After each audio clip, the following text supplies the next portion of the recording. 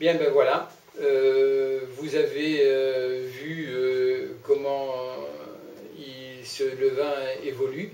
Et ma foi, il évolue très bien. Et vraiment, c'est super. Moi, ça ne m'étonne pas, mais vous pouvez voir quand même que au bout à son deuxième rafraîchi, il a quand même un aspect réellement de levain et il fait sa fermentation correctement. Ce qui veut dire que là, si on était un peu pressé de faire son pain, on pourrait mettre une plus grosse quantité, voire jusqu'à 1 kg de farine avec l'eau correspondante, pour que demain on ait un levain magnifique et qu'on puisse faire 10 kg de pâte sans aucun problème. Le levain serait parti. Alors, ceci dit, le levain serait quand même un levain qui serait relativement doux, parce qu'évidemment, il n'a pas d'âge, il n'a pas de vieillissement, mais c'est possible. C'est-à-dire que, comme je le disais hier, sous les tropiques, avec une température qui ne permet pas de garder le levain, je dirais, d'un jour sur l'autre, parce que il a trop vite vieilli et il se liquéfie parce qu'il a trop chaud. Parce que c'est ce qui arrive quand le levain a trop chaud. Donc là, c'est exactement la même chose que ce que je disais tout à l'heure. C'est-à-dire que quand le levain se liquéfie et qu'il y a de l'eau qui apparaît au-dessus, alors dans ces conditions-là, l'eau qui apparaît au-dessus, on verse, on ne remet pas le levain, on jette l'eau qu'il y a dessus, parce que l'eau qu'il y a dessus, c'est de l'eau morte. Hein, il n'y a plus de rien dedans, donc on la verse lentement, on la jette et on remet de l'eau fraîche et on jette pas le levain pour ça. Le levain, lui, en dessous, il est vivant. C'est l'eau seulement qui est morte, et si effectivement on laisse cette eau trop longtemps au-dessus, le levain va mourir.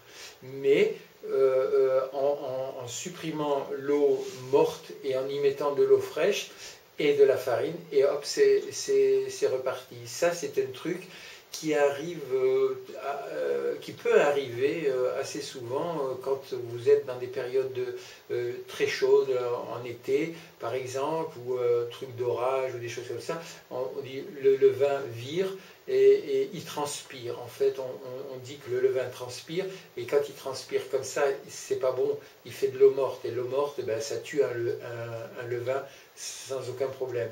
Donc, en retirant cette eau morte, en mettant de l'eau fraîche et en touillant le tout, et non pas en jetant le levain pour en recommencer un autre, on obtient quelque chose de absolument correct.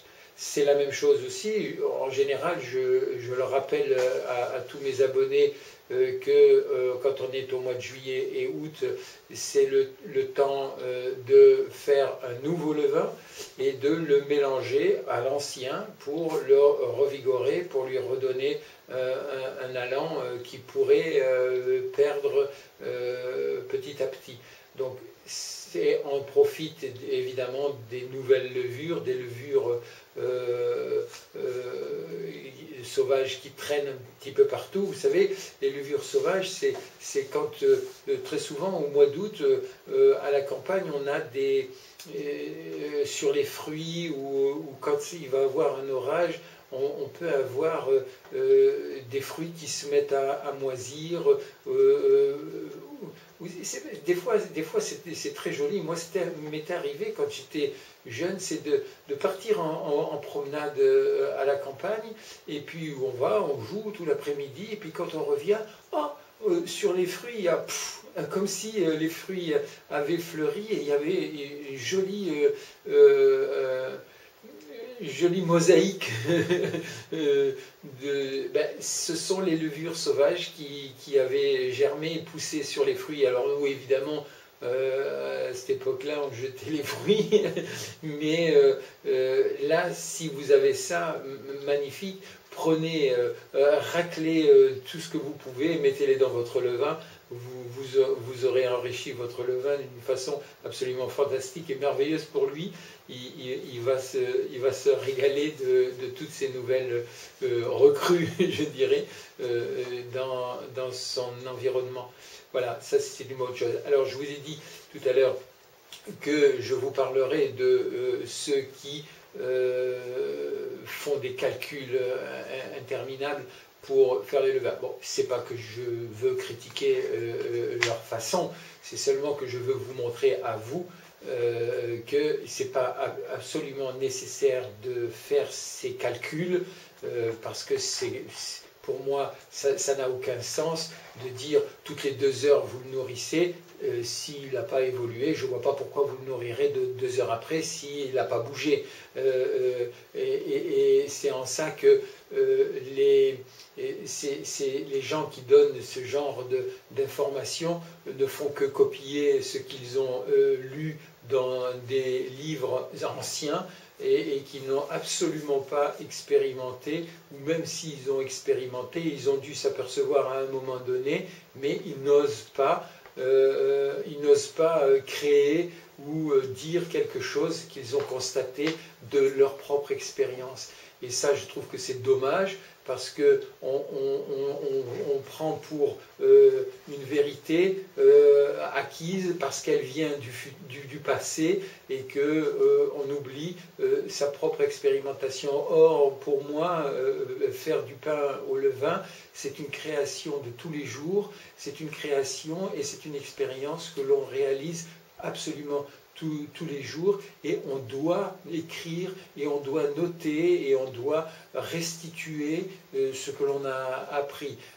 Ça ne reste pas figé dans le passé, la création du pain, même si la façon de faire ce pain-là vient du passé, c'est pas pour ça qu'elle n'a pas évolué, parce que quand on faisait le pain dans le passé, on le faisait avec la technique qu'on avait à l'époque. Elle était bonne, elle n'était pas bonne, on faisait le pain, on a évolué depuis. Alors, c'est pas qu'aujourd'hui ça a changé, c'est seulement que déjà, même si on utilise des variétés anciennes et qu'on est revenu aux variétés anciennes, c'est pas pour ça que le pain que l'on fait est un pain ancien.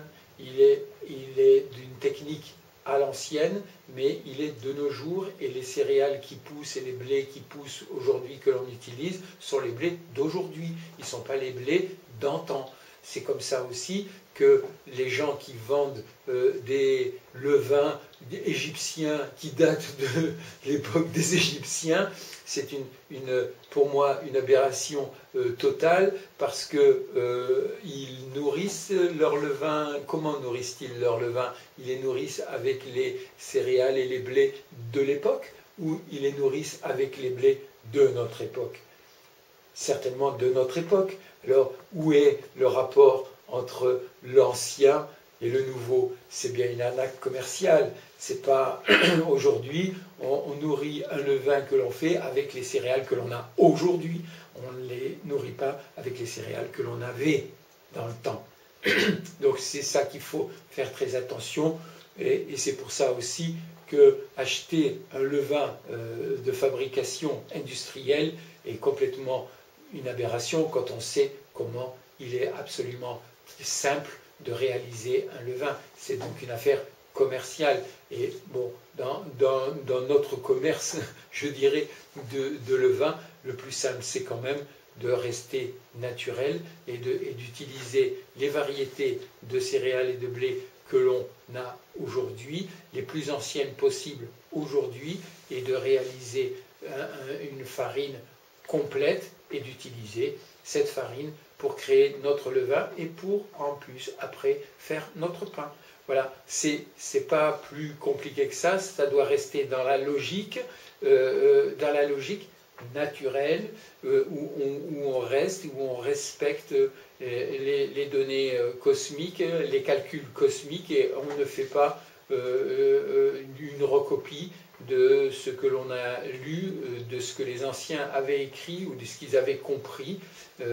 Aujourd'hui, la simplicité doit revenir sur la création de ce pain, et plus vous resterez simple dans votre création, parce que rien n'est compliqué, plus vous resterez simple et mieux vous réussirez votre pain, parce que votre esprit restera simple, tout simple comme l'esprit du pain. Merci. À demain.